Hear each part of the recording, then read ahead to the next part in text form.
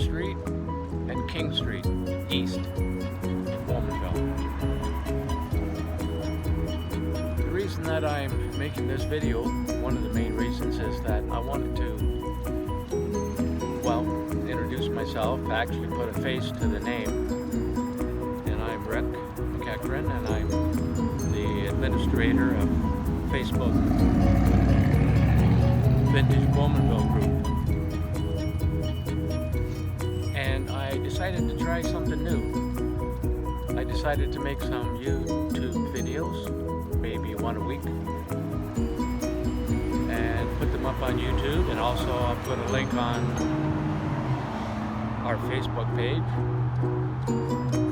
And so what I'll do is I'll take my camera with me as I go about my daily routine as far as it applies to Vintage Bowmanville and the things I'm involved with.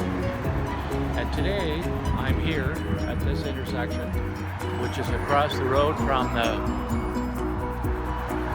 222 King Street East, which is the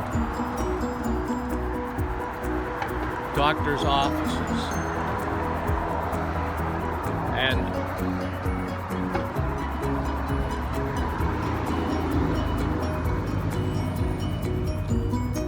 I was wanting to introduce you to the Fletcher Tree, which is one of the things that I'm involved with,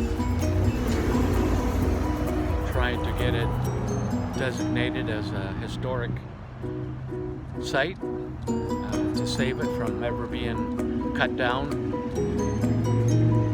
and replaced with townhouses or condos or something like that. So anyway, we're going to take a walk across the street here and take a look at it, and I'll tell you a little bit about it and about Squire Fletcher, who was the early Bowmanville pioneer who planted the tree. And he built a beautiful house in the same location right beside where the tree is. And the house is long gone, but the tree still survives to this day. And I estimate that it's around 207 years old. So, and it has a long history in it, and I believe it's worth saving. I have a meeting set up with the Clarington Heritage Committee on September 17th. And basically what this committee does is they listen to statements from people, like the one I'll be giving about the tree, and then they'll decide, well, whether it's a good plan or not, and then they'll take that suggestion to the town council and they'll vote on it. So if this committee agrees that it's a good idea, and I think they will, of course you never know, and they take it to the council, and the council votes, and if they vote to designate the tree as a historic site, then it's going to be saved, which would be perfect. Anyway, I'm just inside the doctor's office now. I'm just walking through here to go out to the back where the tree is located, and I'll let you have a look at it. We're going in out the back door now and into the parking lot. So from here, if you can look back here, right there, big tree. It's kind of purple this time of year. The leaves are purple, and in the fall they turn copper color. Beautiful in the fall, and it's that's why it's called a copper beech tree. And actually, when the original person who built his house here whose name was Alexander Fletcher, and he was affectionately known as the Squire Fletcher. When he built his house here in 1812, he had 2 beech trees brought from Scotland to be planted here side by side there. In those days, that was something that a lot of married couples did. So they called it a his and her tree. And as the trees grew and their lives progressed, the trees would symbolize their love and affection for each other.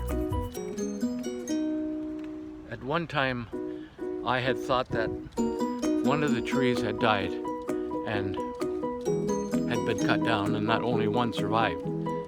But I now believe, from talking to different people and research I've done, that in fact both trees have survived, that they were planted side by side, and they became what is known as a co-joined tree.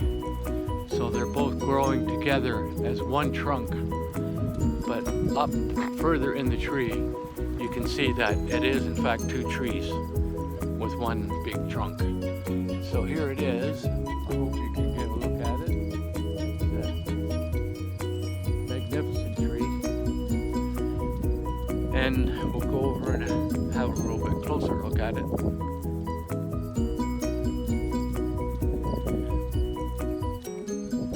I have photographs of the original house and the tree side by side. So there's no doubt that this is in fact the tree or trees that Squire Fletcher planted all those years ago. And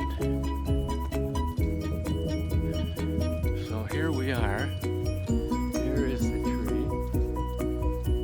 And as you can see, it's got a very large canopy of branches and leaves. And the trunk, you can see the trunk here is gnarled and weathered with age. It reminds me of one of the willow trees from the Harry Potter movies. But as you can see, the trunk, one trunk, but as you go up, you can see that it's in fact 2 trees that were planted right side by side many years ago, very close together. And which is, you know, it's kind of like a love story, very romantic. But there was just a couple of more things I wanted to say, and I had wrote down a couple of things I just wanted to read. And what I wrote down is, the past is something that was, but no longer is. History is the study of something which no longer exists. Sometimes it seems like the gap between us and the past is huge. Although there are footprints in the snow, should we choose to follow them. There are similarities between us and the people who lived in Bowmanville in the past. They ate, they slept, they fell in love, they hoped, they believed, they dreamed, and they died, just as we will do someday. Once on this earth, on this familiar spot of ground, walked other people, other men and women, as actual as we are today, thinking their own thoughts, swayed by their own passions, but now all gone, one generation vanishing after another. Gone as utterly as we ourselves shall shortly be gone, like ghosts at cockcrow.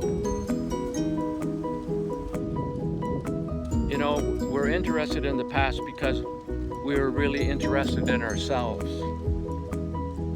And we hope that the past can reveal for us who we truly are.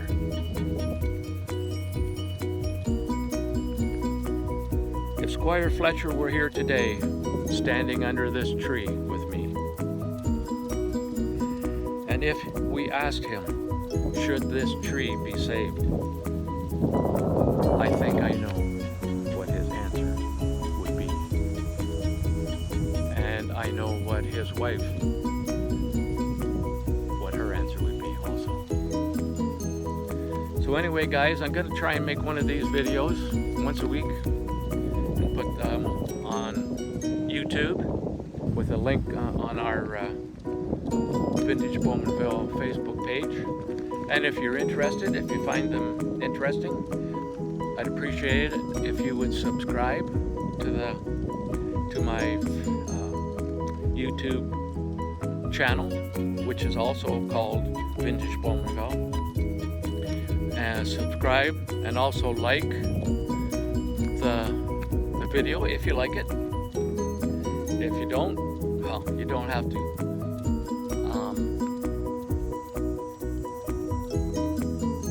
But every like helps, and every subscription helps. There's a lot of really cool history in this town, and it should be remembered and not forgotten. So anyway, guys,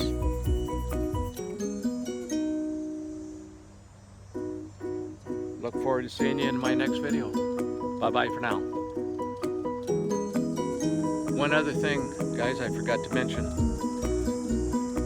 On YouTube, besides subscribing and liking the video, you can also leave comments about how you felt about the video or what I had to talk about or some other topic.